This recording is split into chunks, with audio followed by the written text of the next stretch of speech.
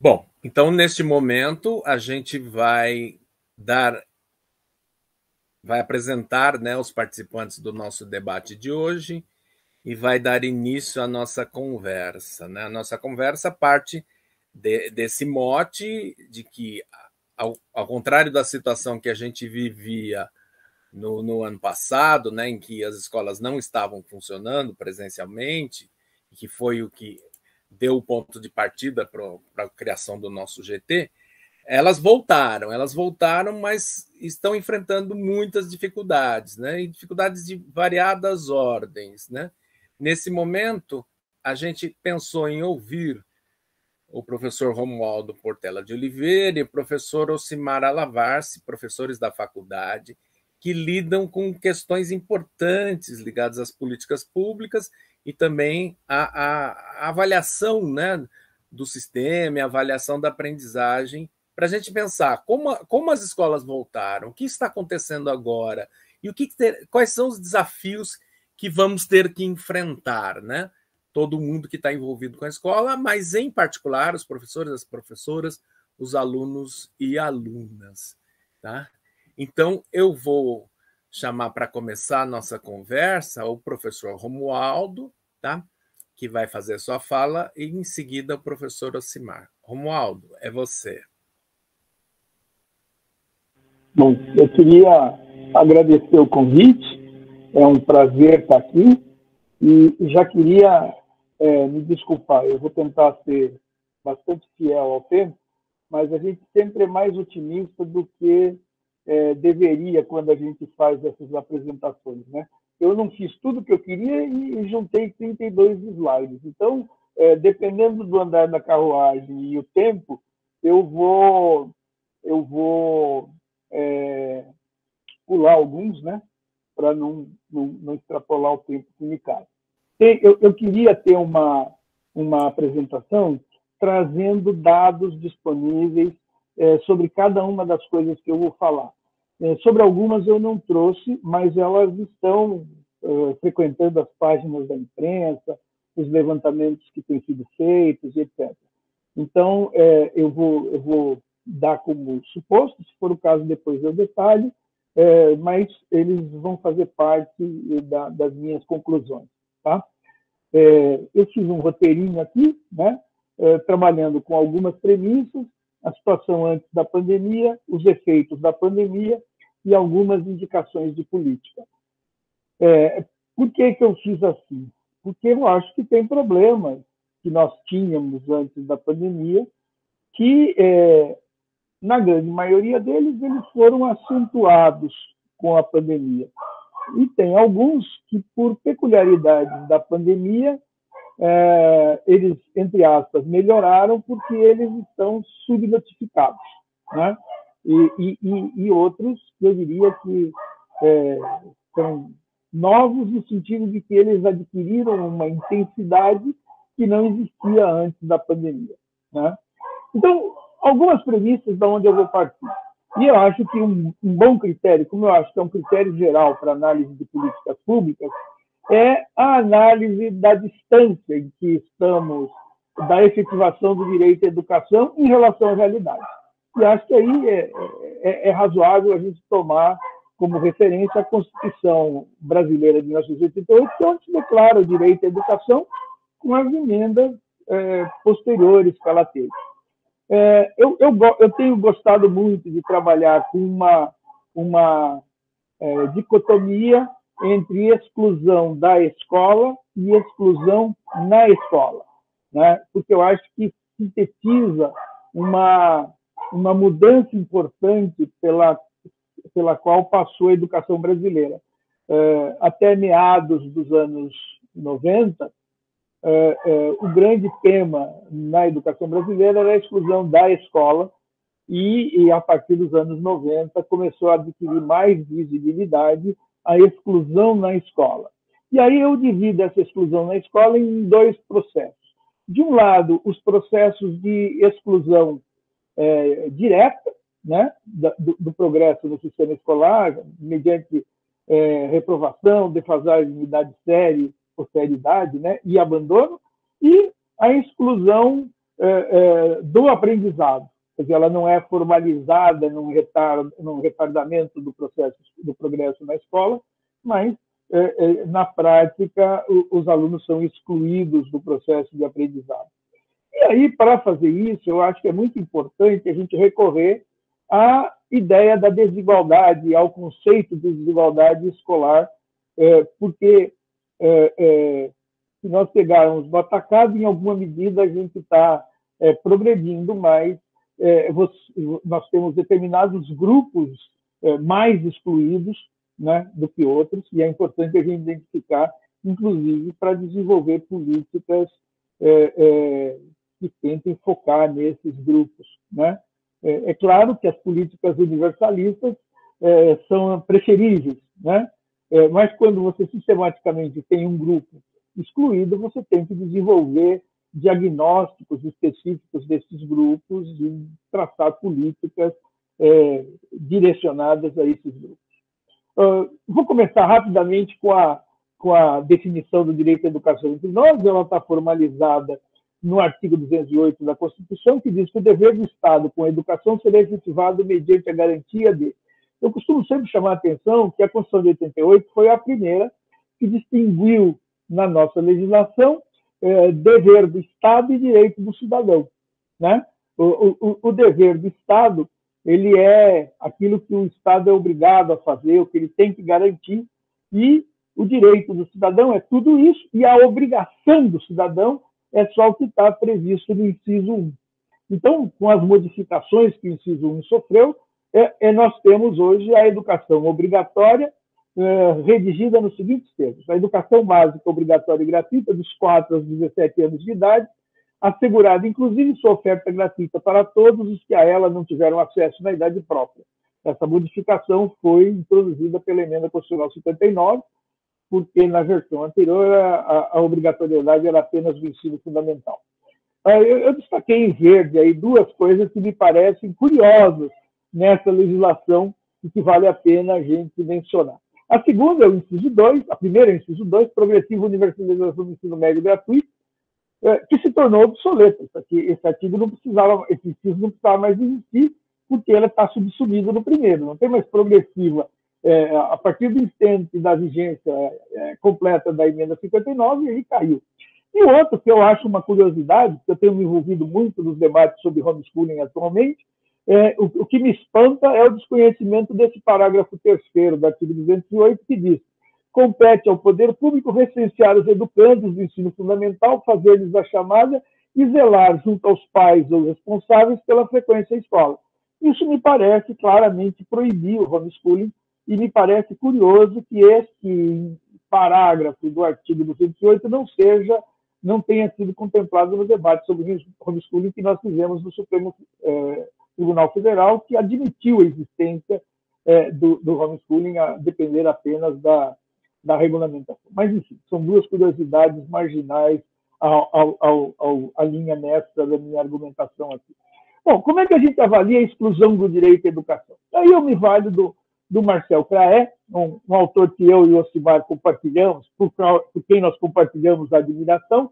Eu acho que tem um texto dele muito importante, ele tem outros muito interessantes, mas essa é a referência. Poderá a escola ser justa e eficaz, que tem uma tradução em português de Portugal, né?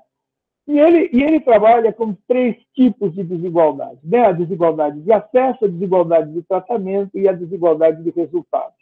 Eu vou rapidamente falar de cada um. O acesso é bastante intuitivo, é ter ou não ter escola, é a forma mais intuitiva de desigualdade. A de tratamento, eu diria que é uma temática que ganhou muita importância nos últimos tempos, porque é a ideia de que todos têm direito a um igual tratamento na escola, e isso faz com que a gente trate das questões do racismo, do sexismo, de todo tipo de respeito que se deve ter à diversidade, ao diferente, né? E eu tenho introduzido na temática da desigualdade de tratamento a desigualdade de tratamento no que diz respeito às condições de financiamento em cada escola. E rapidamente vou explicar isso. Quando nós tivemos a discussão do Fundeb agora recentemente, uma das grandes preocupações foi reduzir a desigualdade em termos de recursos disponibilizados para cada rede de ensino, né? No primeiro momento, entre os fundos estaduais, depois para cada rede em particular. Agora, tem uma dimensão da desigualdade de financiamento que não é tratada no Brasil e que é muito importante, que é a desigualdade no nível escola em uma mesma rede. Por exemplo, se eu pegar a rede municipal de São Paulo, se eu fizer um cálculo de gasto por aluno em escolas das regiões centrais e das regiões periféricas, eu posso chegar a uma diferença de 1 para 3 no custo por aluno. Isso é um aspecto muito importante que gera, obviamente, uma desigualdade de tratamento. E a desigualdade de resultados, você tem os resultados de acesso, progresso, sucesso, e tem os resultados de aprendizado. E é em torno desses resultados que a gente modela e analisa e avalia as diferentes iniciativas, né? Quer dizer, você teve uma boa iniciativa, você melhorou os resultados, você não teve uma iniciativa boa, seus resultados pioraram.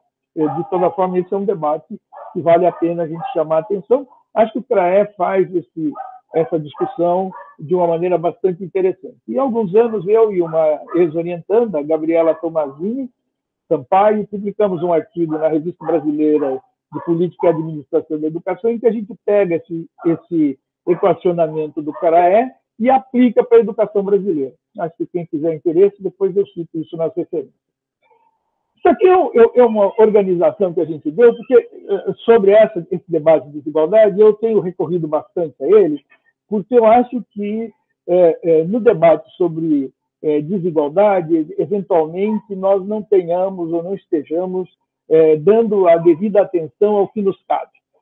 Basicamente, o que está explicitado aqui é o seguinte: os estudantes chegam à escola em situações diferentes, né? São os chamados fatores sociais da desigualdade, onde geralmente se trabalha diferenças de raça, classe, gênero, raça, etnia, classe, gênero, sexo, né? Porque às vezes a gente quer medir sexo, mas o que as estatísticas de gênero, mas o que as estatísticas nos fornecem é sexo. E, portanto, às vezes a gente acaba confundindo essas coisas.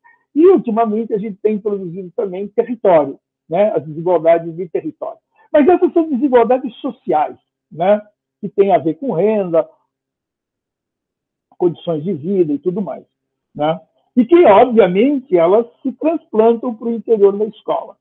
E aí nós começamos a ter outros fatores de desigualdade gerados no interior do sistema escolar. O primeiro deles, para o qual a gente dá pouca atenção, é aquele relativo aos mecanismos de seleção de alunos no ingresso às escolas públicas regulares, né?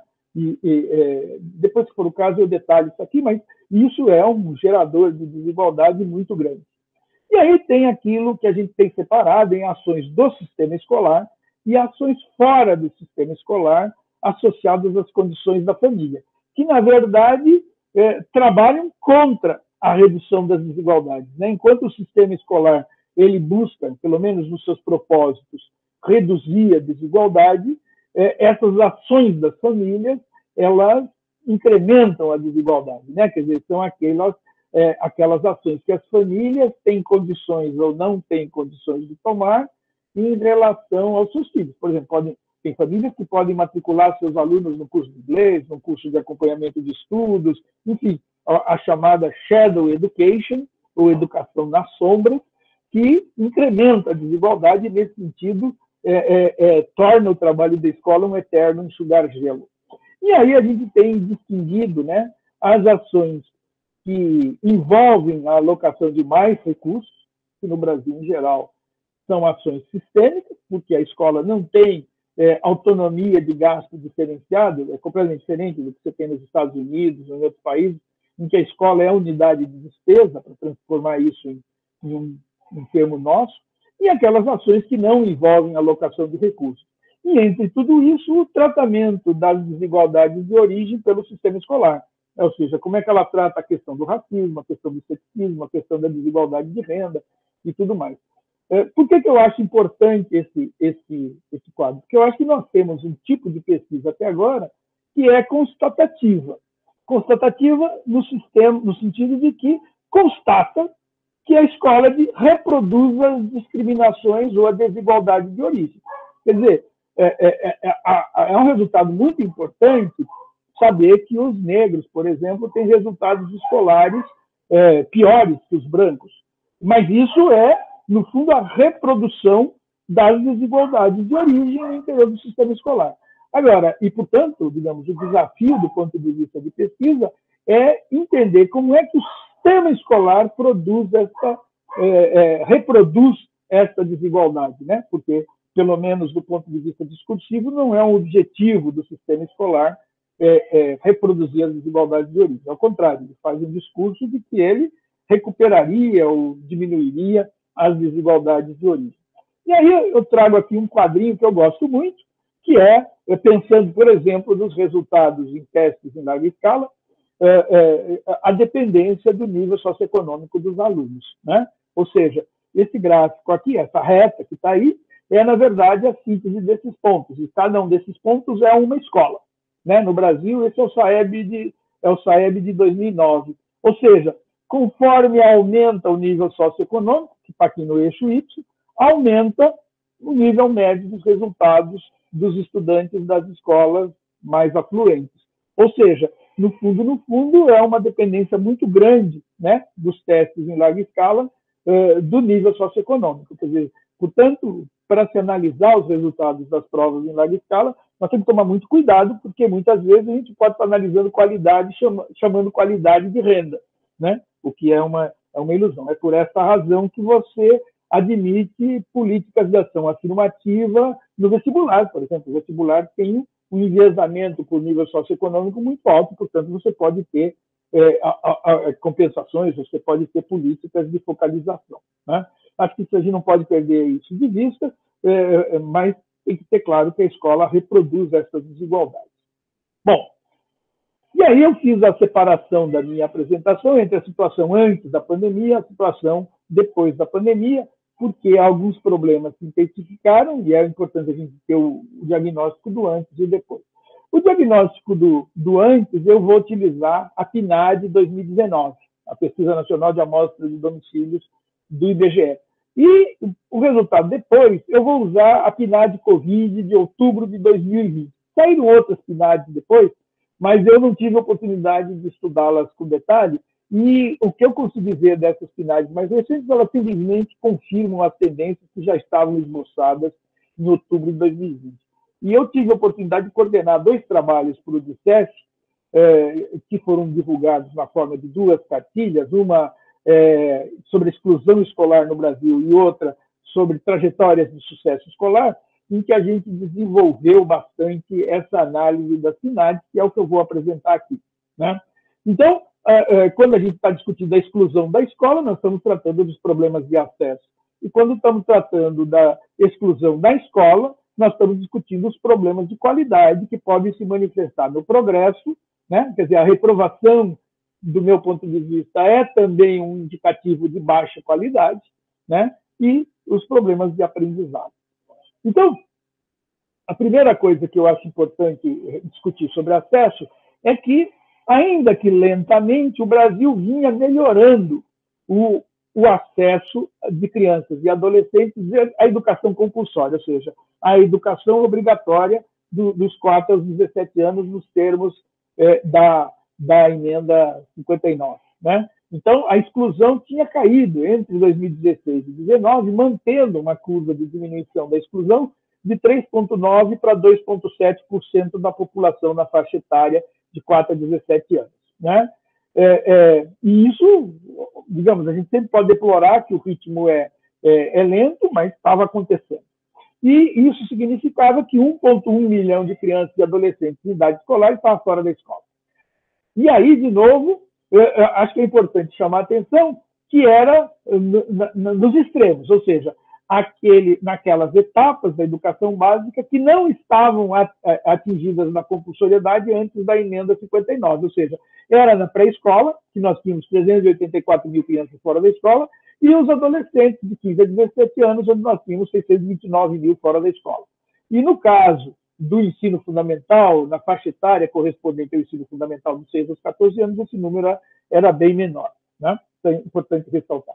E aqui uma das coisas que depois vai ser importante na minha retomada é que a exclusão da escola é essencialmente um problema de pobreza.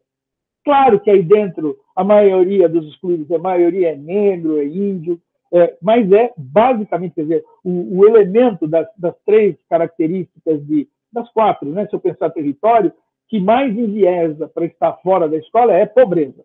Se eu pegar aqui é um perfil da população fora da escola, se eu somar as três primeiras colunas, eu vou ter 91% da população fora da escola, é a população que tem renda familiar per capita menor que no salário mínimo. Né? Ou seja, a exclusão da escola é essencialmente um fenômeno da pobreza. Isso chama a atenção para a importância dos programas de complementação de renda associados à escola. Né?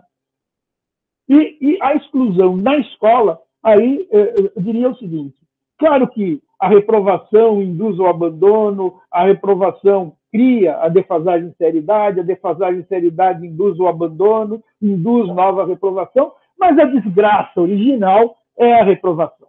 Portanto, quando a gente está falando de exclusão na escola, temos que combater sem tréguas a reprovação. Primeiro, porque ela não resolve problema algum. E segundo, porque ela é um diagnóstico do não aprendizado. E, portanto, nós temos que pensar no não aprendizado e não em achar uma resposta que penaliza a vítima, né? Como diz o Kozol, blaming the victim, né? Punindo a vítima e não enfrentando o problema de garantir o aprendizado para ela. Bom, aqui alguns dados, né? Os estudantes reprovados no Brasil em 2019, nós percebemos que nos anos finais do ensino médio esse número era muito grande e isso gera uma exclusão que não chega no ensino médio. Então, digamos, o processo de exclusão provocado pela reprovação no ensino fundamental diminui a reprovação no ensino médio, porque aí já não precisa reprovar, você já excluiu uma parte, ou aqueles que reprovariam no ensino médio se lá estivessem. As taxas de reprovação, você percebe que no ensino médio elas são maiores, mas na segunda metade do ensino fundamental elas também são muito elevadas. E aqui a gente começa a trabalhar com outros marcadores de desigualdade, e aí vocês vão ver que os pretos e os indígenas são os grupos mais afetados. Né? Pretos e pardos constituem os negros, do ponto de vista da classificação que o IBGE utiliza, mas aí a incidência da reprovação é mais alta sobre os pretos. Né? E aqui, segundo o sexo, e aí nós temos um fenômeno bastante interessante, que a escola básica brasileira discrimina contra os meninos. Né? Ainda que no progresso do sistema escolar, a diferenciação favoreça os meninos, principalmente quando você chega nas chamadas carreiras de Estado, mas na educação básica o grande excluído é o menino, muito mais que a menina. A menina é bem sucedida na educação básica no Brasil, pelo menos comparada com os meninos. Né?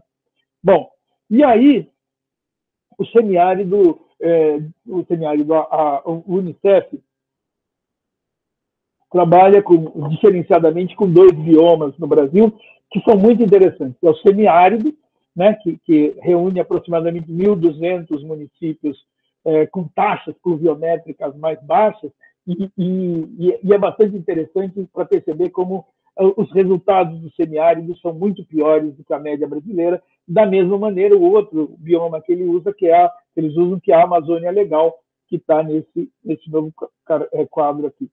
Depois, se eu pegar o abandono, e isso é razoável, né, entender, né, é intuitivo, que o maior abandono está no ensino médio, porque é onde vai se acumulando mais defasagem de idade séria, onde isso tende a acontecer mais intensamente. Né?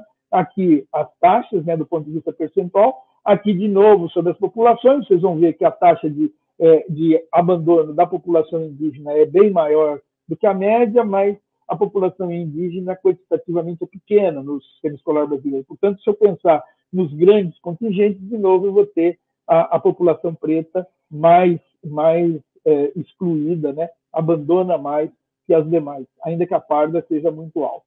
Né? Aqui as taxas de abandono no semiárido, de novo a gente tem o esperado aumento do abandono no semiárido em relação à média brasileira, a mesma coisa na Amazônia Legal. Agora, a distorção seriedade, E distorção de seriedade é um conceito que o INEP usa, e o IBGE também, que é 2 anos ou mais de defasagem da série em relação à idade ideal. E aí vocês vão ver que é um fenômeno que começa muito cedo, né? Ele já no ensino fundamental 1, e isso é incrível, você tem 1.400.000 jovens, crianças, que acumulam 2 ou mais anos de reprovação. Ou seja, é uma praga que começa muito cedo. Né?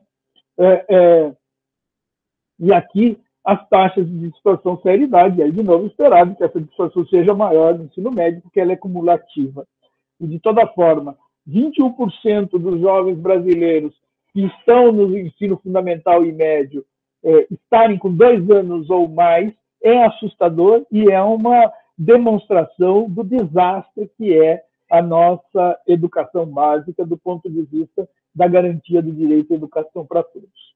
Né? Aqui as taxas de distorção por populações, de novo, a população indígena é a mais penalizada, nos grandes agrupamentos, a população preta. Aqui, escolas municipais e estaduais segundo o sexo, e, de novo, a defasagem das meninas é menor que dos meninos, que comprova um pouco aquela afirmação que eu fiz. Aqui, no semiárido, né, eu não vou detalhar, senão daqui a pouco o Jaime vai me mandar ficar quieto, porque eu estou falando demais. Aqui no Amazônia Legal. E aí, portanto, eu queria discutir com vocês exatamente os efeitos da pandemia. O primeiro deles, e que é muito importante a gente considerar, é o aumento da pobreza da população. O segundo, o aumento da exclusão da escola, os problemas de aprendizagem, o aumento do sofrimento psíquico, e que me parece importante a gente ter esse diagnóstico. Então, vamos lá. O aumento da pobreza da população, eu peguei um estudo de um economista da FGV, Daniel Duque, que mostra o seguinte, que em todo o Brasil houve um aumento da pobreza da população durante a pandemia. Eu fiz uma atualização nos valores do corte da linha de pobreza e a linha de pobreza trabalha com a ideia de que considera os índices de pobreza cuja renda per capita é de até R$ 825 mês, portanto está perto, né, abaixo do mínimo do DIEESE, por aí você teria, para uma família de 5 pessoas, você teria o salário mínimo do DIEESE, mas de toda forma, se eu pensar por pessoa, 825 mês, e a extrema pobreza abaixo de 285. O que é importante a gente pensar é que esses dois indicadores aumentaram bastante no contexto da pandemia, né? De 12% para 20% no Rio de Janeiro, de 19,7% para a população de São Paulo, saindo de 13,8%, enfim. É um dado bastante evidente que nós temos um empobrecimento brutal da população. E aí, isso é muito importante para a gente pensar com aquele outro dado, quer dizer, aumenta a população com renda menor, aumenta a saída da escola, é óbvio, porque a exclusão da escola está muito associada a pobreza, né? E aumenta a extrema pobreza, né? Das 27 capitais, em 18 aumentou a extrema pobreza nesse período, né? E no caso de Roraima, que é um caso extremo, é pela presença de muitos imigrantes venezuelanos não documentados, sem perspectiva, etc. Mas, de uma maneira geral, né, a pandemia e o Paulo Guedes, as duas, ou o Bolsonaro, se você preferir, são duas pandemias, duas pestes que nos atacaram e que, obviamente, tiveram um impacto muito grande sobre a extrema pobreza.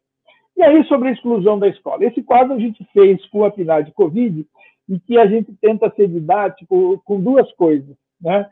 A primeira delas, então, eu vou refazer o raciocínio que a gente fez acompanhando os dados da PNAD Covid de novembro de 2020. Então, a primeira pergunta que a PNAD faz é se frequenta a escola ou não. Dos 36,9 milhões de estudantes de brasileiros, né, de 4 a 17 anos, 35 milhões responderam que sim, 1,5 milhão que não. Então, a primeira informação importante é o seguinte: o número dos que estavam fora da escola em novembro de 2020 aumentou de 1,1, aquele outro dado que eu tinha dado, para 1,5 milhão de crianças e adolescentes. E aí tem uma segunda pergunta que eles fazem que nós consideramos muito interessante. Na semana passada, foram disponibilizadas atividades escolares para realizar em casa, sendo que você não estivesse em férias? Aí, 31,7 milhões responderam que sim, 3,7 responderam que não. Então, veja, você teve 3,7 milhões de estudantes que estavam matriculados, supostamente acompanhando o curso, e que na semana anterior não tiveram contato com a escola.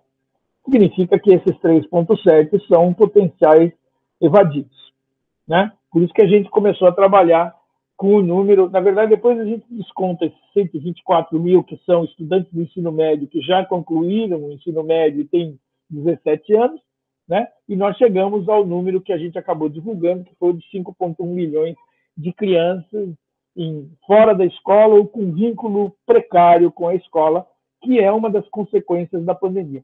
Aqui tem um dado que é muito importante para a gente pensar, é que o maior crescimento dessa quebra de vínculo com a escola se dá na faixa etária correspondente ao ensino fundamental, que era exatamente o nosso case de sucesso, né? A gente costumava dizer que a educação brasileira estava muito mal, mas que a gente tinha tido grandes ganhos no acesso, né? E o acesso fundamentalmente no ensino fundamental, que é onde foi maior essa quebra do vínculo. Então é esperável que os números anteriores, e as pesquisas já realizadas indicam isso, que a evasão no ensino fundamental aumentou em relação à situação anterior. E aí eu encerro com as minhas 5 indicações de política, que me parece a resposta do e agora, né? A primeira delas, a importância de programas de suplementação de renda vinculados à escola.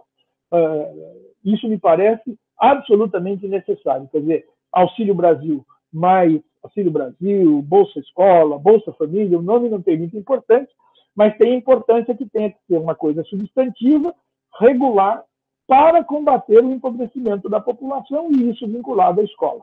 Me parece absolutamente estratégico do ponto de vista de combate à miséria e de combate à evasão escolar.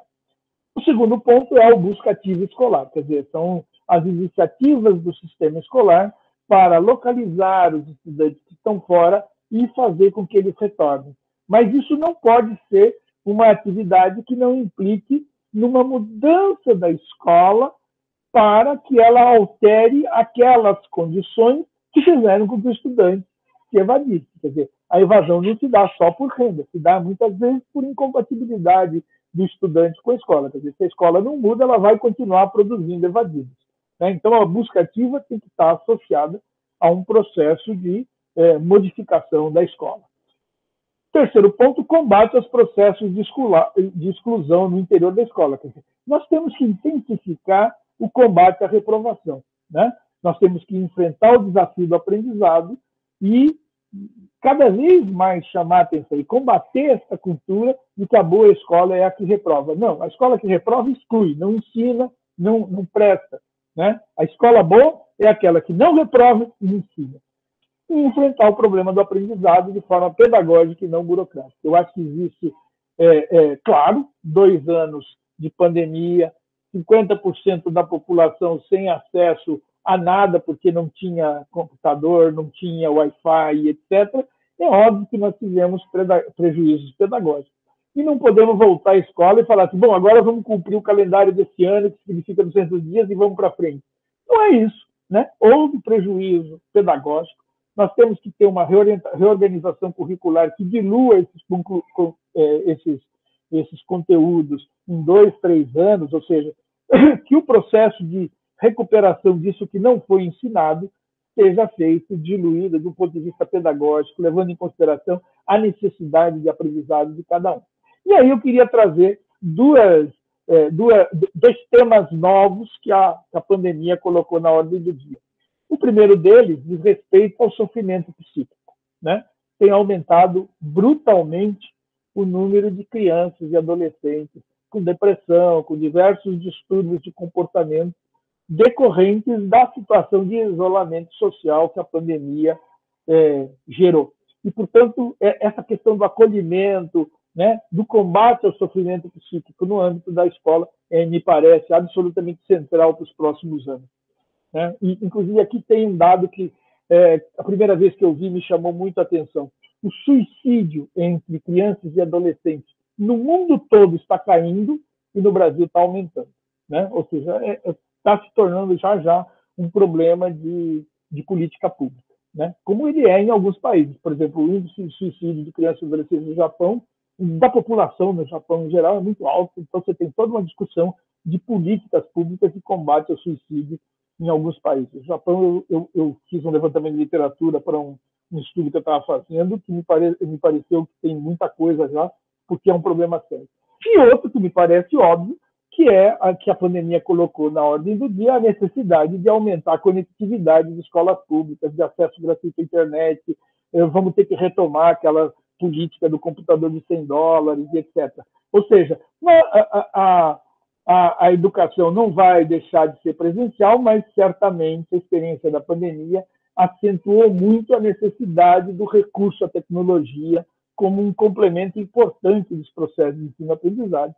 E, nesse sentido, a pandemia fez a roda da história andar mais rápida, né? E, portanto, isso passa a ser uma necessidade de primeira hora. Nós temos que aumentar essa conectividade, o acesso das populações mais pobres à educação e o acesso remoto também. Portanto, enfrentar o desafio pedagógico que a utilização de meios híbridos combinados com a educação presencial começa a aparecer. Eu espero não ter estourado muito o tempo, Jaime, mas é isso que eu preparei para a gente conversar aqui hoje. Muito obrigado. Verdade. Agradeço muito, Romualdo. Depois eu quero voltar em alguns pontos que você falou, mas acho muito bom tudo que você falou, inclusive esta coisa de mesmo falar, mas no final ter proposições para enfrentar as questões, né? Vamos passar agora para o professor Ocimar, para ouvirmos a palavra dele. Ocimar, é com você. Bom, boa tarde a todas as pessoas que compartilham essa tarde conosco. Prazer reencontrar o Romualdo, Jaime. E é protocolar, mas não menos sincero meu agradecimento ao convite, porque é sempre um desafio para quem está apresentando também, né, de refletir sobre uma série de assuntos e temas, especialmente esse que nos foi proposto. Bom, evidentemente que eu vou me beneficiar aqui bastante, né, da exposição do Romualdo, que configurou um quadro, embora sobre alguns aspectos eu vou retomá-los, né, mas isso acho que contribui bastante para um eventual debate ao final. Bom, a escola voltou e agora? Mas talvez caiba também, como o Romualdo destacou, e ontem, e amanhã. Né? Evidentemente que há uma expressão vernacular, o e agora, se dirigido a José ou quem quer que seja, mas é preciso recuperar alguns elementos que estavam colocados antes do processo de pandemia, para não corrermos um risco que às vezes a gente tem encontrado de atribuir à pandemia a causa, né, de uma série de indicadores, de resultados, que, na verdade, já se colocavam antes. E quando eu fiquei jogando, né, com ontem e amanhã, para tentar diferenciar algumas iniciativas que talvez se coloquem mais no curto e médio prazo e algumas que se colocam no longo prazo. E, novamente, articulando isso com aspectos que nós tínhamos já colocados antes da pandemia. Evidentemente que eu vou tentar fazer alguns detalhes, não exatamente como prescrições, mas talvez voltados mais para o interior da escola. No entanto, é preciso sempre ressaltar, né, que nós estamos falando aqui de um universo muito grande, né, de estudantes, de escolas, de professores. Então, é sempre um risco, né, quando a gente acaba fazendo, pelas circunstâncias, né, forçosamente generalizações. Né? É sempre importante destacar as singularidades, quer seja lá de um aluno, né, até mesmo para redes de ensino. Mas, de toda maneira, é nessas condições que nós estamos trabalhando. Então, só para dar um marco, né? Por exemplo, os dados oficiais em matrícula no Brasil que nós temos são os de 2021. Os de 2022 ainda estão sendo consolidados. Mas, para ter uma ideia, quando nós falamos da educação básica no Brasil, na educação infantil nós estamos falando de 8.320.000 estudantes. Quando olhamos para o ensino fundamental, estamos falando de 26.520.000 estudantes. Olha de grandeza, estou arredondando. E quando falamos do ensino médio, estamos falando de 7.770.000, talvez tenha subido um pouco. Então, veja o universo, né, com o qual nós estamos lidando.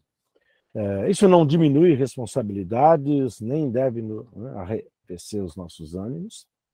E mais ainda, né, quando nós identificamos aí centenas de milhares de escolas, mais de 2 milhões de professores aqui envolvidos. Bom, é nesse universo que nós estamos trabalhando, né, ou pelo menos sobre ele falando. Apesar da ressalva que eu fiz, que depois eu quero chegar a alguns detalhes, que o Romualdo, ao final, inclusive, já antecipou. Romualdo mencionava, né, orientações para políticas públicas, né? Mas eu queria lembrar quem participa conosco, né, trabalhando também com dados de 2021, quando nós olhamos, por exemplo, para o ensino fundamental, nós temos uma situação interessante do ponto de vista que me chama a atenção, que as escolas municipais, um dado anterior, né? Quando nós falamos do ensino fundamental no Brasil, dados de 2021, no ensino fundamental brasileiro, as escolas privadas são responsáveis por apenas 15% das matrículas. Com todo respeito aos professores, aos estudantes que trabalham em escolas privadas, ninguém está condenando aqui a escola privada, mas isso ressalta que a imensa maioria dos nossos estudantes estão nas escolas públicas e aí concentram os desafios. E quando falamos de escola pública, as escolas federais têm percentuais baixíssimos, né? Só para ter uma ideia, quando a gente olha para as federais no ensino fundamental, é 0,08% das matrículas. Portanto, escolas municipais e estaduais. Então, vamos lá, o dado que eu queria, na verdade, introduzir para o debate. As escolas municipais, elas hoje são responsáveis por 70% das matrículas das escolas públicas. Isso é um dado curioso, porque quando a gente retrocede a 30 anos, elas respondiam por 35%. Então, essa transferência, com uma série de meandros, significa uma pulverização de agentes políticos. O que recoloca, palavras do Romualdo, né, diante de uma outra peste ou pandemia, né, que é quem que hoje é responsável pela articulação com essas redes. Né? Porque, inclusive, não quero fugir aqui do nosso debate, mas abriu, né, um novo debate, que é o Escola Sem Partido, Sem Pastor, enfim, mas 70% das matrículas das escolas públicas são escolas municipais. Nós sabemos que há um grande percentual nas capitais brasileiras, mas são muitas unidades que vão fazer esse gerenciamento. Depois, um outro dado, não quero aqui pintar um quadro catastrófico, não se trata disso, mas saber de onde nós estamos falando. Aliás, nenhum de nós aqui, né, Romualdo, viemos aqui para dar a receita, né, mas sim fazer um enfrentamento, um equacionamento político. Quando nós olhamos, por exemplo, para o ensino médio brasileiro, né, esses 7.800.000 estudantes, Embora tenha caído muito percentualmente, o atendimento no noturno, e antes que vocês me perguntem, eu digo, no Brasil, o ensino médio tem apenas 12% das matrículas em escolas privadas. Então, de novo, o desafio está em escola pública. Mas vejamos. Embora tenha caído muito percentualmente, represente 16%, as matrículas no noturno, mas essas matrículas no noturno respondem por 1.200.000 estudantes. Por que eu estou destacando aqui o noturno? Também não se trata de condenar o ensino noturno, não se trata disso, mas sabemos como que as escolas operam no noturno em relação ao ensino diurno. Aliás, né, Romualdo, tivemos oportunidade de participar, eu ainda estava no doutorado, né, sob a coordenação do Romualdo, de uma grande pesquisa sobre o ensino médio noturno, né, sem ser exaustivo, mostrou, né, essas dificuldades. Bom, então, nesse quadro, vamos lá, alguns elementos que eu quero trazer aqui para o debate.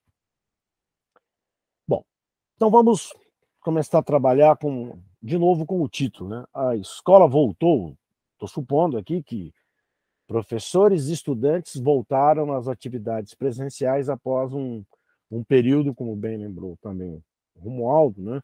Caracterizado por uma série de limitações. Voltaram mesmo? Particularmente os estudantes, voltaram?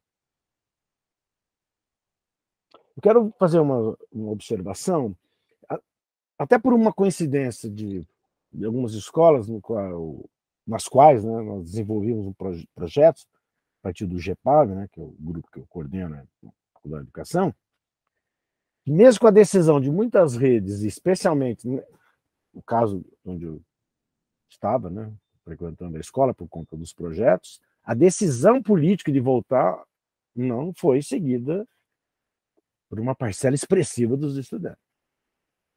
Bom, há indicadores de que estariam voltando, mas voltaram mesmo? Então, esse é um primeiro elemento que nós temos que ressaltar. E aqui a ideia de busca ativa, né, ganha relevo. Lembrando que a preocupação com busca ativa estava naqueles elementos, ou está entre os elementos quando eu me referia e o ontem, e o antes da pandemia. A preocupação com a busca ativa já estava colocada. Não é por conta da pandemia. Bom, após o quadro pandêmico, no sentido mais intenso, ou pelo menos com a volta ao presencial, coloca para as escolas esse problema.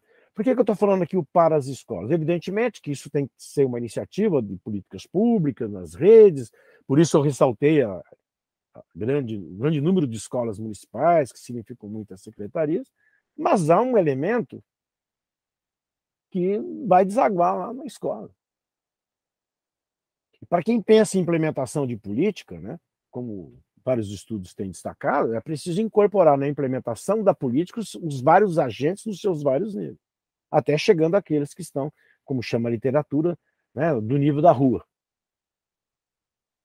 Isso é importante porque o Romualdo chamava a atenção para a reprovação. Sabe-se que uma boa parte da reprovação deve ser uma concepção dos professores, de que reprovar é bom. E radicaliza, inclusive, a ideia liberal. Foi dada a oportunidade. Os bons triunfam. E, portanto, alguns que não triunfaram e que, inclusive, deixam a escola, nem sempre, não estou aqui para acusar ninguém, não se trata disso, é um problema de concepção política, não provoca inquietações. Então, a discussão da busca ativa coloca no plano lá da escola, ou no nível, aqui podemos falar rigorosamente em nível, essa tarefa. Nós queremos todos os alunos que precisam estar na escola? Não vou desenvolver todas as possibilidades que essa questão demarca, né? Mas ela não tira responsabilidades no nível da escola. Sem querer aqui diminuir a importância, como bem lembrou o Romualdo, das definições de políticas educacionais no plano científico. Então é preciso recompor o quadro de professores, um número muito menor relativamente, e de estudantes. Eu sei, não se trata aqui de defender um voluntarismo, de negar as condições sociais, principal causa, né, da perda de relação com a escola. Mas há uma dimensão no âmbito da escola que alimenta essa relação. Bom, quero seguir adiante, sem, evidentemente, esgotar aqui esse primeiro elemento. Bom, eles voltaram. Como voltaram? E aqui, evidentemente, também aparece, nesse caso, talvez com uma intensidade maior do que antes da pandemia, mas relativa aos chamados aspectos subjetivos, né, que implicam acolhimento. Esse isolamento social ele produziu efeitos perversos, né? Então, há essa dimensão que eu não vou aqui desenvolver, mas é importante também ressaltar. Mas há uma outra discussão de que tudo indica que o ensino remoto, sem querer desmerecer atividades, inclusive heróicas de muitos professores, que foram tentar contato com seus estudantes, iniciativas de muitas redes, que inclusive muitas vezes abandonadas, né, de uma política nacional mais ampla, buscaram seus estudantes durante a pandemia, né, preservando as condições sanitárias. Mas, objetivamente, esse contato com os estudantes era muito precário. E essa precariedade se manifesta de várias maneiras. O Jaime acabou brincando agora há pouco. Não, na pandemia a gente aprendeu algumas coisas. Então, verdade, Jaime. Você está coberto de razão. Nós tivemos que aprender, né, fazendo, adaptando coisas que eventualmente fazíamos, mas não numa escala. Então, isso é um desafio que foi colocado para muitos professores. Por exemplo, a migração de mídia e alguns materiais do papel para recursos digitais ou a presença dos alunos diante da gente para a presença ou para contato remoto não apresenta as mesmas facilidades conforme o conteúdo a ser abordado. Bom, não vou desenvolver isso aqui, mas está aqui também outro terreno, né? O Romualdo destacou um aspecto que talvez seja o lado, eu vou falar, interessante da pandemia, só para ter um pouco de ânimo, né? E essa política de necessidade de recursos digitais agora entrou na hora do dia.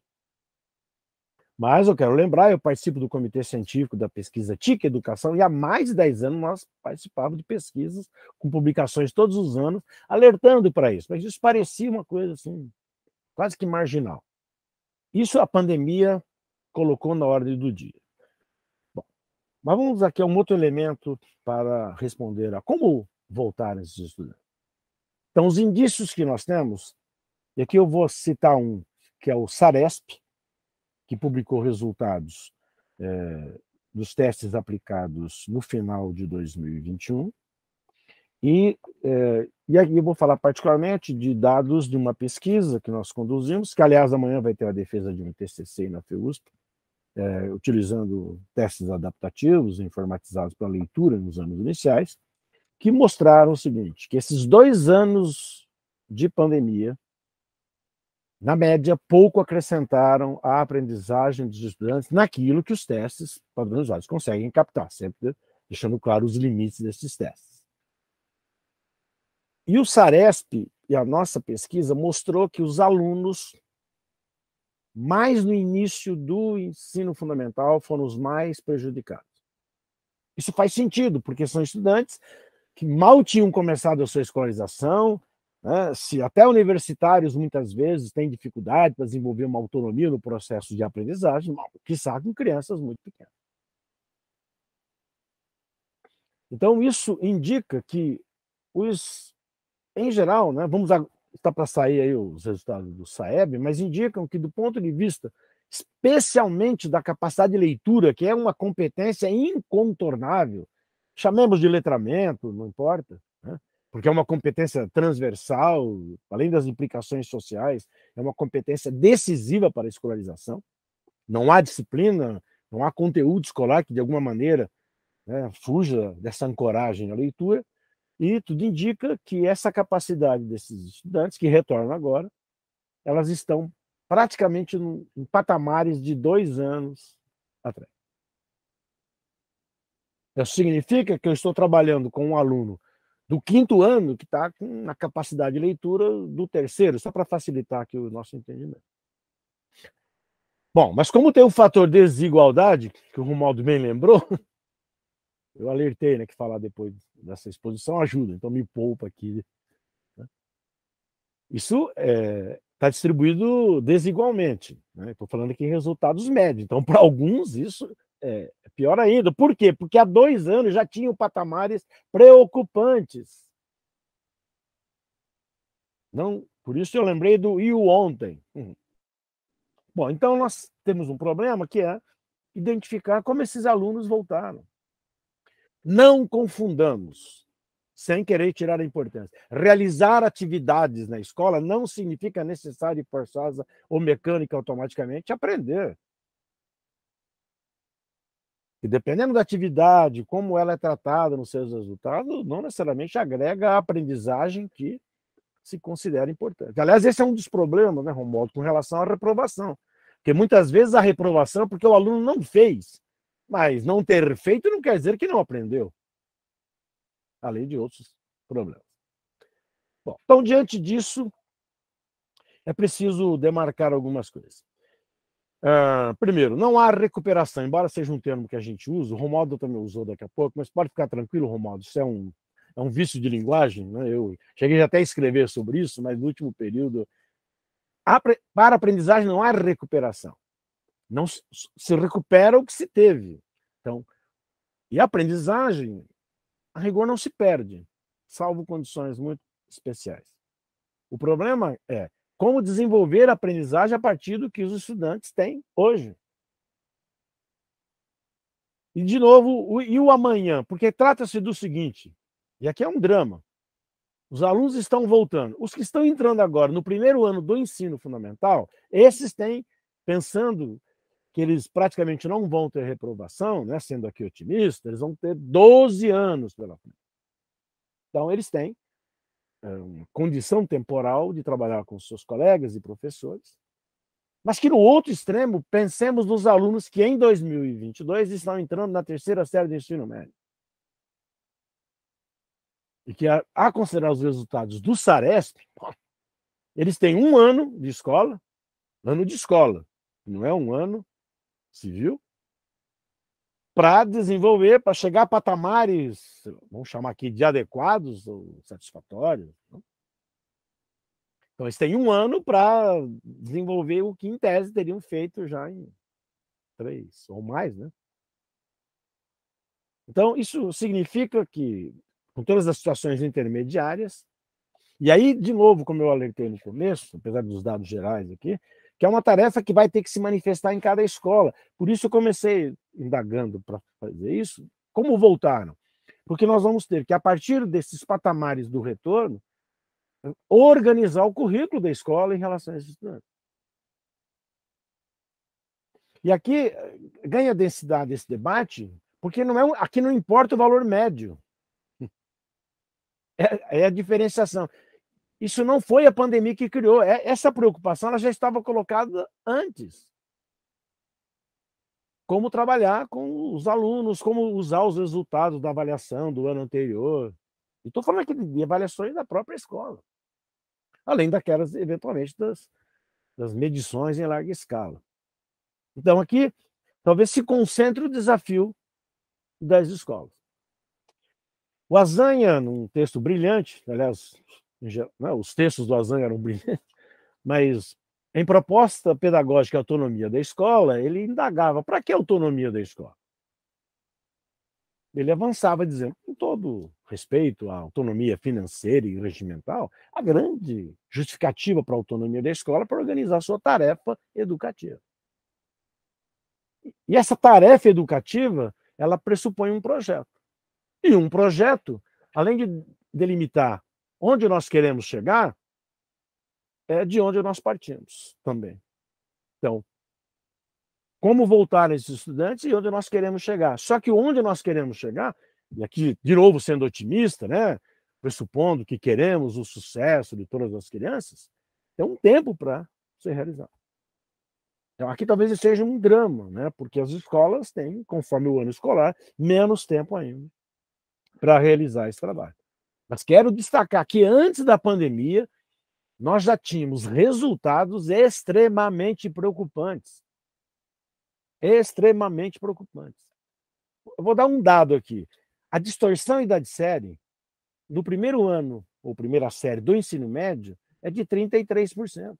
Isso significa que de cada 3 estudantes, 1 tem 17 anos ou mais. São aqueles que não se evadiram, ou não foram evadidos. Mas o problema aqui não é só a diferença etária, que nessa etapa da vida é muita coisa, 2 anos. É que, em geral, esses alunos, por uma série de estudos que a gente já desenvolveu, são alunos que não só têm mais idade, como menos domínio de alguns conhecimentos. O que mostra, inclusive, essa falácia do novo ensino médio para atender isso. Bom, isso é outro debate. Então, me parece, né, que esse aqui talvez seja o grande desafio. E agora? Agora é planejar o currículo de tal maneira que a gente pense onde nós queremos chegar com esses nossos estudantes. E isso não é uma novidade. Não é uma novidade, mas coloca um problema adicional, qual seja que a nossa tradição é fazer, quando fazemos planejamentos anuais.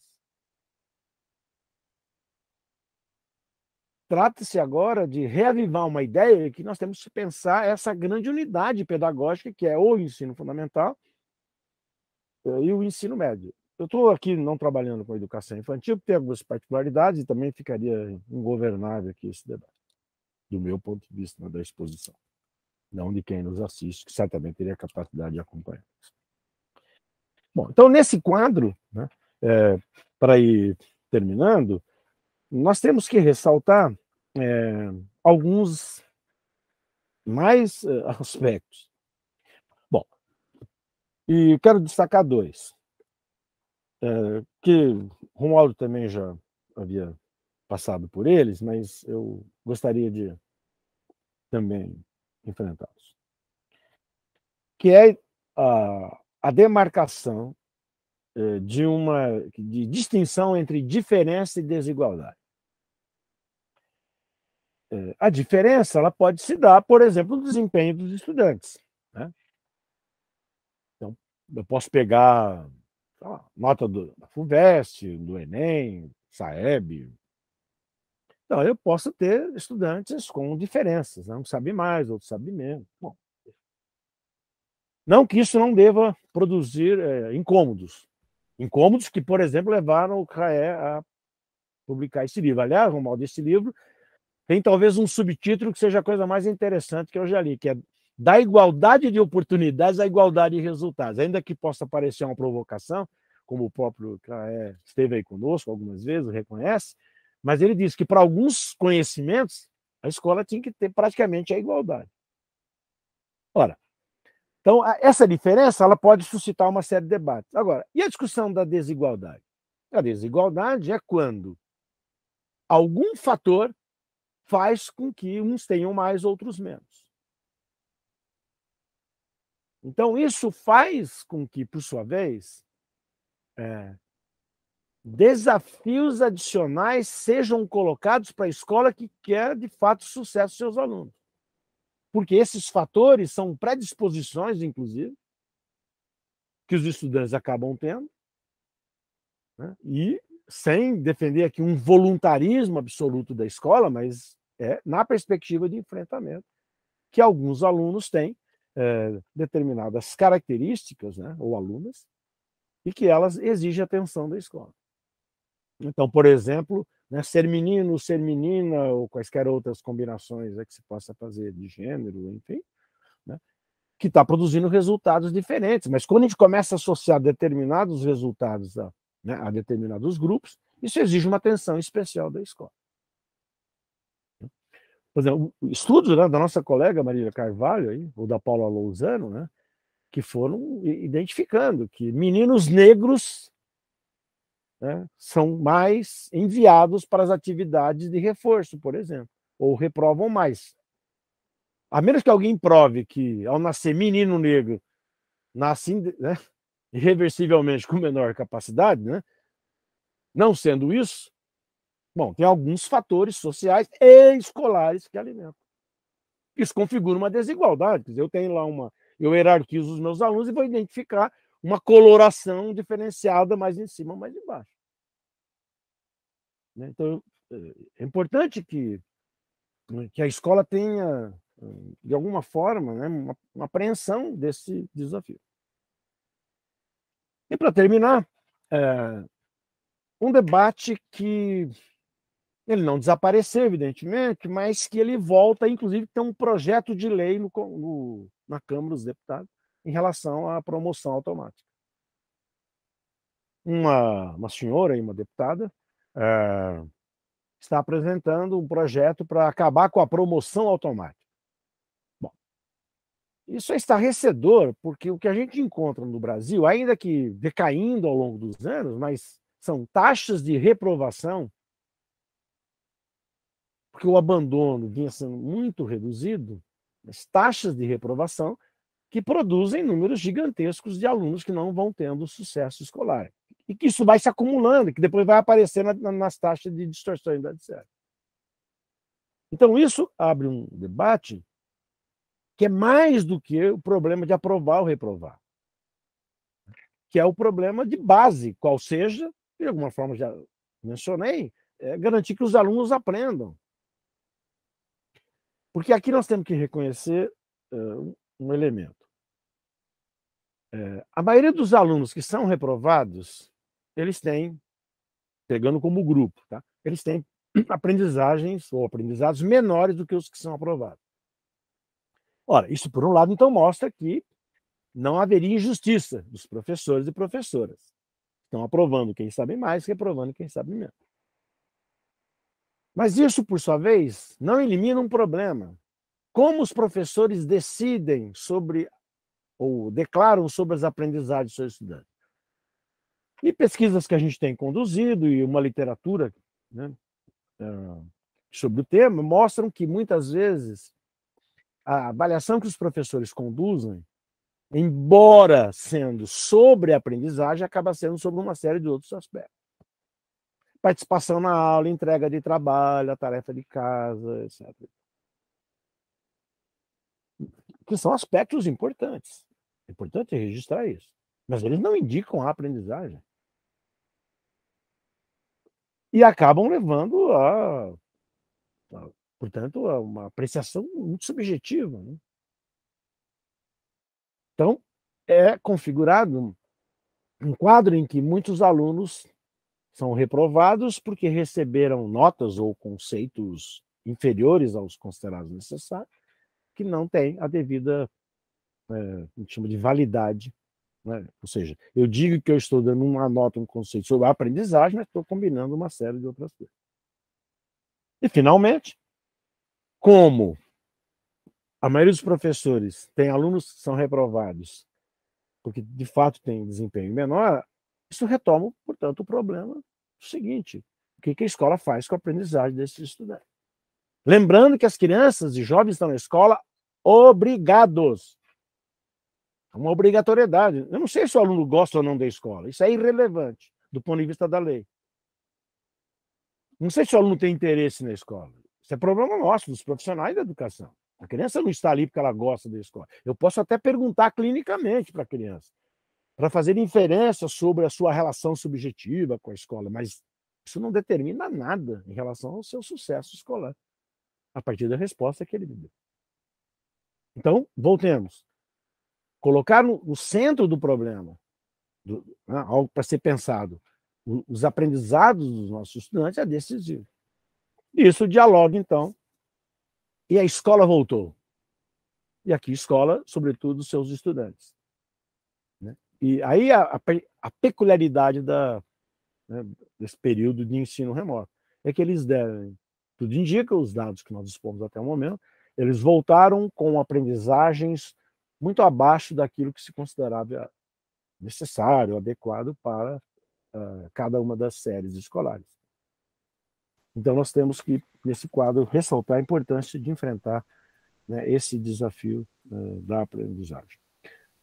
Para terminar mesmo, né, não se trata de supor que a escola vá superar aquilo que escapa ao seu controle, não se trata disso. Mas há, sim, tarefas que estão colocadas no âmbito do limite de cada sala de aula, né, e de cada escola. Então é isso. Muito obrigado. Obrigado, Ocimar. E aí eu estendo o agradecimento também ao Romualdo. Eu acho que vocês aceitaram muito bem o desafio da nossa questão, não é?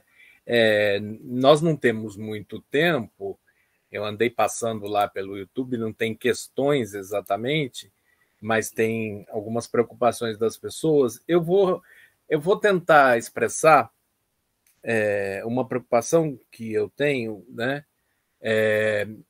A partir do que vocês falaram, né? Teria muitas coisas para destacar, mas como o nosso tempo não é muito grande, esta questão da reprovação, né? E você invocou o Azanha, Ocimar, eu também ia fazer isso. Quer dizer, oficialmente, pelo menos na rede pública estadual de São Paulo, a progressão continuada ela está instaurada oficialmente desde 1995, né? E houve ensaios anteriores. O primeiro ensaio foi o próprio Azanha que fez, em 67, né? 1967, com a criação lá do grupo escolar ginásio e do ciclo básico, né? Que volta em 1985. A minha grande preocupação é como nós vamos, acho que é uma responsabilidade nossa da universidade, como é que nós podemos convencer os professores de que reprovar é danoso? Nós cunhamos até o termo cultura da reprovação, porque aí os professores recebem isso na escola e falam: eles estão nos atacando, nós não somos maus, nós não queremos reprovar, é que os alunos não rendem e a gente reprova. Vocês mostraram que não é bem assim e tal. Como é que nós podemos convencer os professores de que a progressão continuada é uma grande ideia pedagógica, né? Como é que nós vamos convencer os professores se, por exemplo, o próprio Haddad, quando foi candidato a prefeito e ganhou a eleição, né, da outra vez, ele anunciou no debate que ele ia rever a questão da progressão continuada, que não ia mais ter promoção automática na rede municipal, né? Quer dizer, um sujeito que foi ministro da Educação, que deveria entender isso, ele não entende a ideia de progressão continuada, não entende a ideia de que a reprovação é um mal. Eu queria saber como é que a gente conversa com os professores de um modo que eles não se sintam atacados, dizendo que eles têm uma cultura da reprovação. Como é que nós convencemos as pessoas que não são especialistas em educação de que reprovar é um problema? Eu gostaria que vocês tentassem dar respostas breves, só para estimular o debate depois e para a gente poder caminhar para encerramento. Romualdo, quer falar primeiro? Vamos lá. Se a gente soubesse, nós já teríamos implementado, né? Porque eu acho que tem um componente de cultura. Mudar a cultura é muito difícil, porque ela resiste a argumentos racionais. Então, o que eu consigo formular são argumentos racionais baseados em evidência empírica, em pesquisa, que sustenta isso. A primeira coisa que eu costumo falar, que de toda forma, de alguma maneira, a gente já ensaiou algum discurso sobre isso, né? Então, eu vou contar aqui o que eu faço. Se tem sido bem sucedido ou não, eu temo que não. Mas, enfim, é o que eu consigo desenvolver. O primeiro deles, o primeiro elemento que eu costumo dizer, é que a reprovação não é uma mentira. Quer dizer, ela, de fato, constata que o estudante não aprendeu, né? Agora, Que a solução para esse problema do não aprendizagem seja a reprovação já é outra coisa. Por quê? E aí nós temos dados, que é o seguinte: a probabilidade de uma criança e um adolescente que reprovou reprovar de novo é muito maior do que a primeira reprovação. A segunda, a terceira reprovação geram a exclusão da escola. Portanto, eu estar reprovando, eu estou mandando ele para fora da escola. Eu não estou resolvendo o problema do não aprendizado, né? E aí tem todos os argumentos pedagógicos, psicológicos, etc., do dano que acontece para a socialização e, portanto, do engajamento dele com a escola, de ele começar a conviver com crianças menores e etc., além do estigma que tem um impacto na sua autoestima e tudo mais, né? Então, esse me parece um ponto importante. O outro, que eu acho que tem um documento, tem dois textos, né, que eu acho seminais para debater isso no Brasil. Um é a Produção do Fracasso Escolar, da Maria Helena Pato, e outro é o trabalho do Ruben Klein e do Sérgio Costa Ribeiro, Pedagogia da Repetência, que é um trabalho que mostra dados para a década de 80, final da década de 80.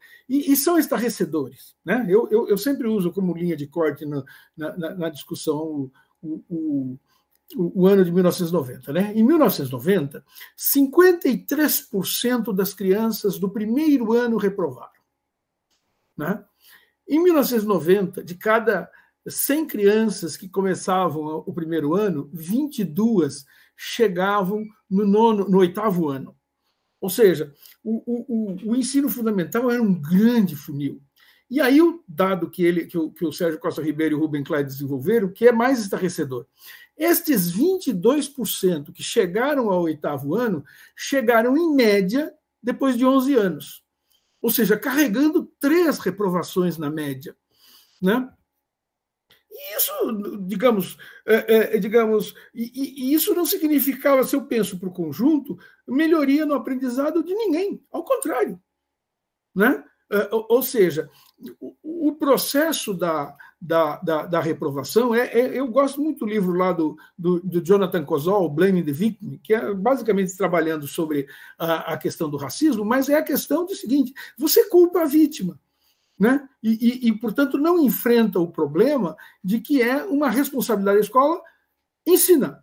Se o aluno não está aprendendo, vamos ver como é que a gente vai fazer isso. Certamente, nós temos décadas, talvez séculos de experiência, que a reprovação não dá conta, portanto, temos que pensar outra coisa. Né? Obrigado, Romualdo. Ocimar. Aviso que eu não tenho resposta para a sua pergunta. Ela é parte de um dos projetos que nós desenvolvemos. Mas vamos tentar, não pela ordem de importância.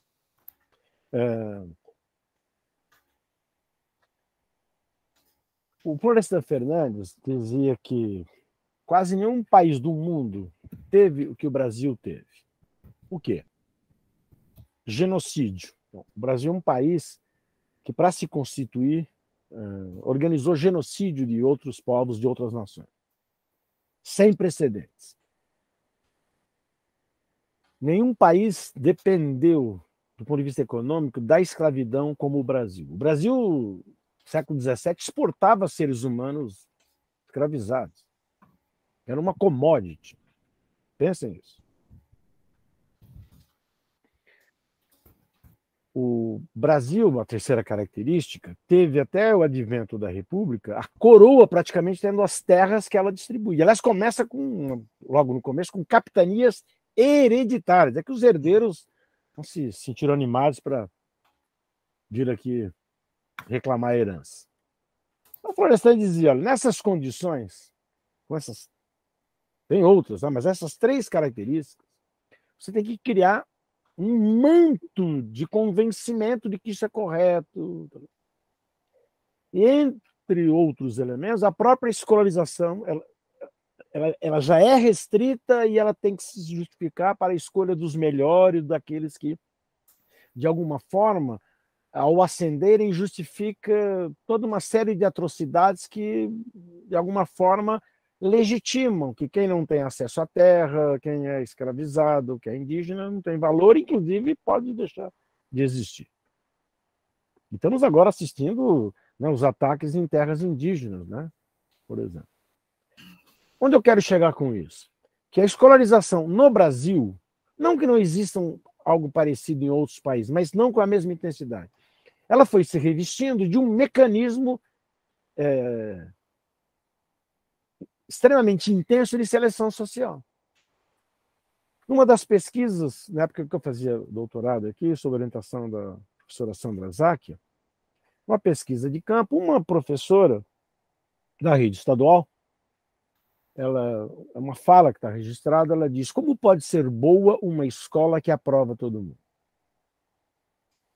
É um dos registros, né, da nossa pesquisa de campo. Ou seja, é uma escola que tem que selecionar. Eu vou estar sempre exigindo mais. Aliás, por isso que a política de cotas do governo federal, que ainda tem uma série de restrições, ela provocou um ódio numa camada social que durante 100 anos, né, se a gente tomar o 1911, mais ou menos o primeiro vestibular no Brasil, até o 2012, né, 100 anos, essa camada social ela ficou com 100% das vagas dos cursos mais concorridos. E com a política de cotas, só 50%. Então, você tem flagrantes de que a escola foi se constituindo num mecanismo, de novo, de acentuada seleção social, desde tenra idade.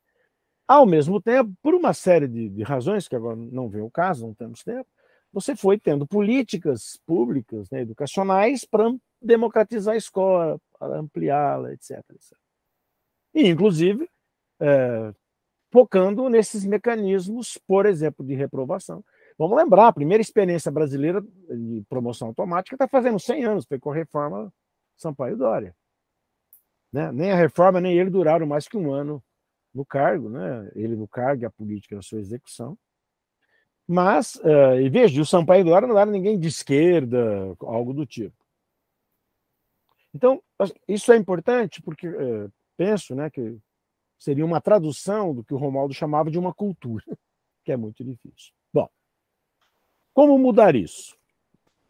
Tentando convencer. Eu vou dar, então, 3 situações, né, que talvez possam... O primeiro deles tem a ver com o IDEB, com todas as limitações do IDEB, né, ele não mede a qualidade da escola, mas o IDEB tem uma coisa muito interessante. A ideia de medir a qualidade ou a produção da escola, como quisermos, diz que é tão maior essa característica, essa qualidade, quanto maior a aprovação e o fluxo seja.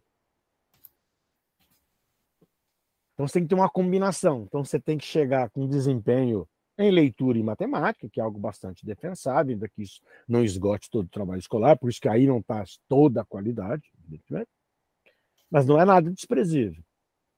Ao mesmo tempo, tem esse grupo de alunos que você olha, verifica quanto à proficiência, a melhor situação é não ter reprovação. Então, é uma compensação, um trade-off, né, tem que combinar as duas coisas e as duas irem crescendo. Então, acho que o IDEB é um aspecto interessante, e quando a gente começa a estudar algumas escolas, empiricamente a gente vai descobrindo isso. Alunos que não têm reprovação e têm alto desempenho, inclusive algumas escolas públicas, só disso. E, curiosamente, escolas que...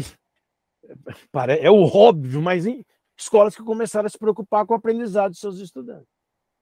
Políticas de acompanhamento.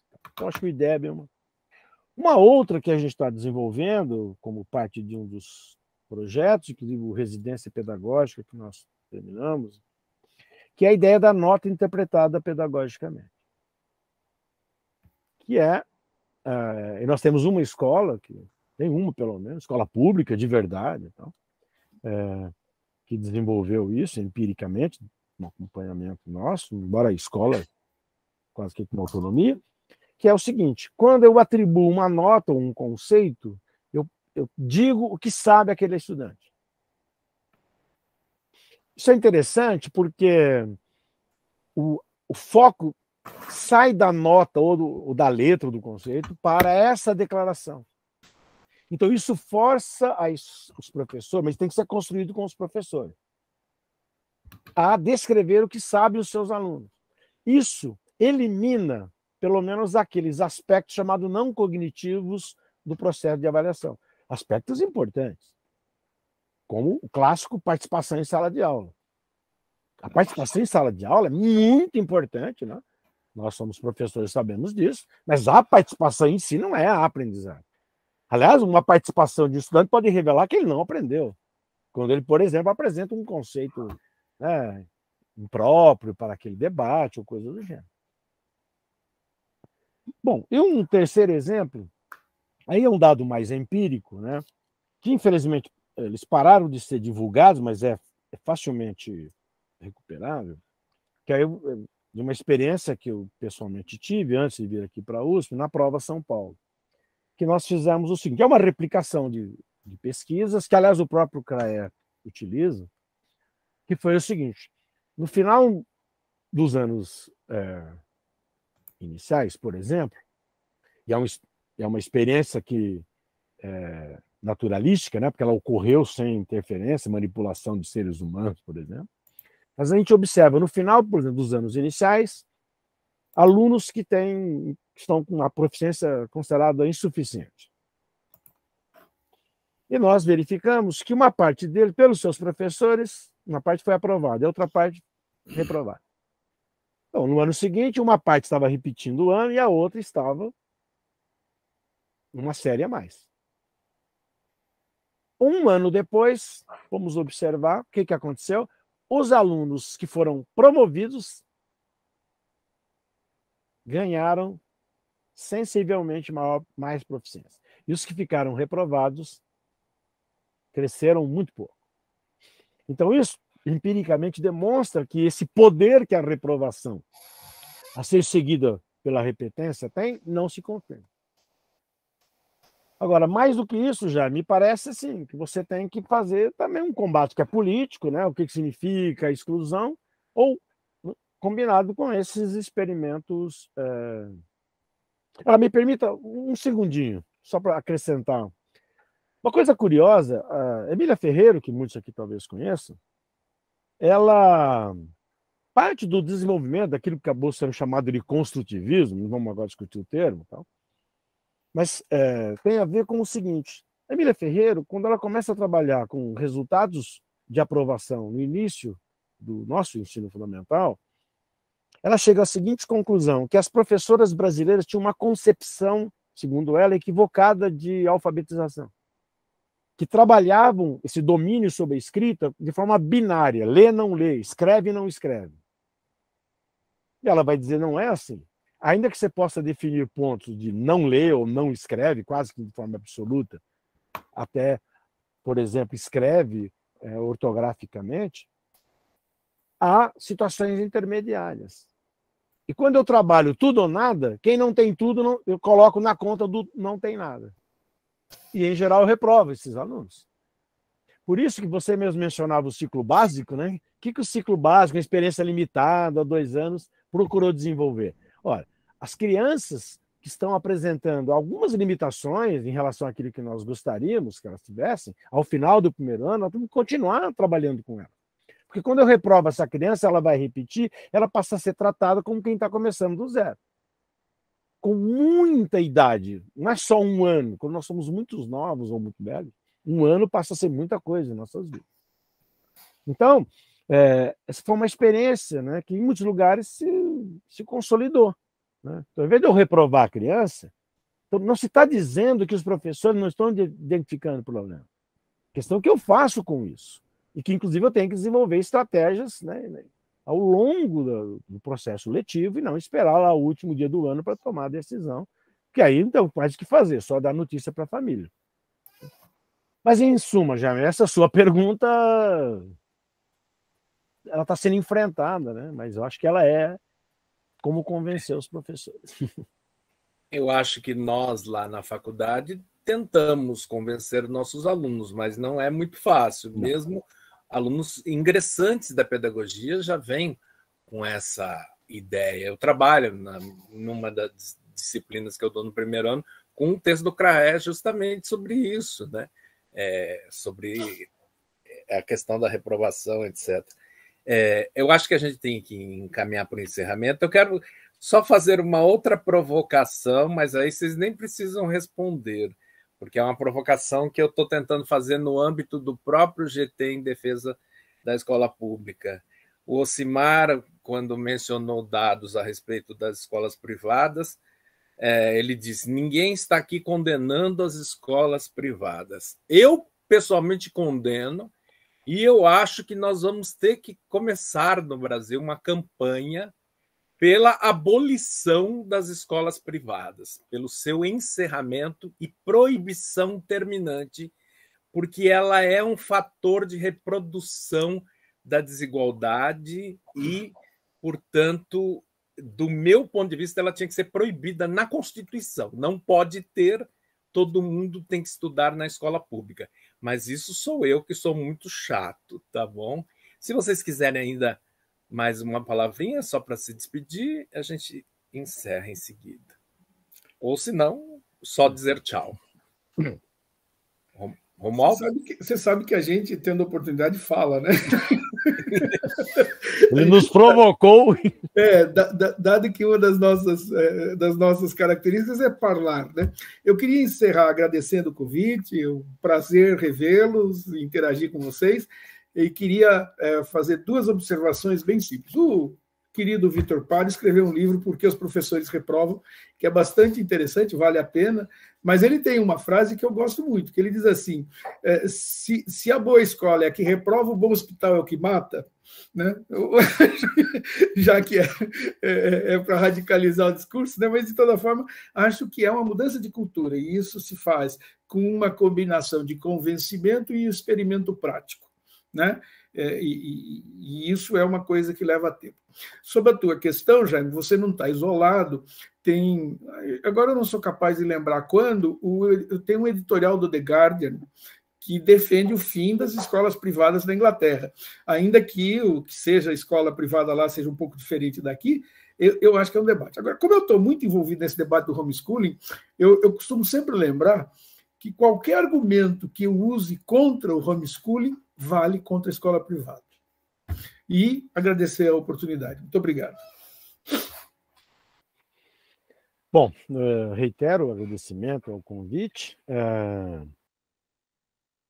e termino provocado como fui, né? Lembrando, Jaime, que nós precisamos ver as condições políticas, as prioridades que nós teríamos e colocar determinadas bandeiras em questão. Mas eu só gostaria de lembrar, estudos que nós fizemos, que mesmo quando a gente pega esse pequeno universo de matrícula, 15% no fundamental e 12% no ensino médio, há uma variabilidade muito grande entre essas escolas, inclusive nos resultados. Então, eu não sei se isso necessariamente conduz ao fim da escola privada, mas as escolas privadas, elas prometem muitas coisas e, em geral, não cumprem aquilo que prometem. Agora, isso entra na circulação, né, de expectativas de determinadas camadas sociais que querem proteger seus filhos, né, de uma certa disputa, e é assim que elas acabam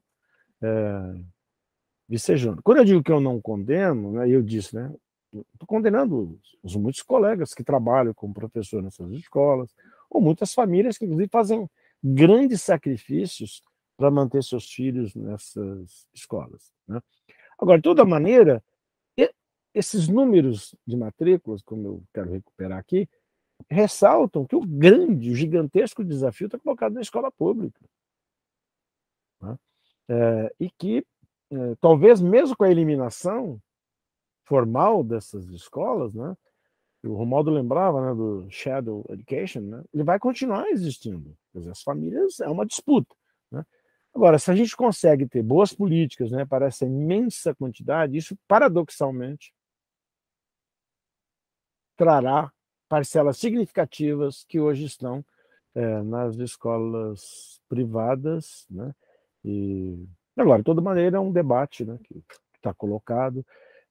Essas escolas acabam tendo financiamento público, né, porque há isenção do imposto de renda, né, dos pagamentos feitos, né? Então você tem um campo, né, para um debate, mas nos ocuparmos, né, de em pensar, investigar e propor para as escolas públicas, de novo, por essa característica de atender a imensa maioria, eu acho que isso hoje, por si só, já se justifica, né? Como esse próprio GT, né, que você coordena, que procura trazer, né, um conjunto de debates, né? Mas, para outra hora, a continuidade disso. Então, mais uma vez, agradeço. É um prazer aqui reencontrar, além de você, né, porque também estamos vivendo esse período de isolamento, né, o Romualdo, e a todas as pessoas que conosco estiveram. Agradecer o pessoal que esteve no apoio, especialmente o Léo, né, que garantiu esse trabalho, né, a Lili, a Maria Clara e o Fernando, que estão também dando suporte aí ao portal, né, que inclusive tem a ver com a continuidade desse trabalho. Então, muito obrigado, fiquem em paz. Então é isso, pessoal. Chamamos vocês para acompanharem a programação do GT em Defesa da Escola Pública, que está no nosso site, que está na nossa página do YouTube, e voltaremos a nos encontrar. Agradeço a participação dos meus colegas e queridos amigos Romualdo e Ocimar, e nos encontraremos em outra ocasião. Obrigado.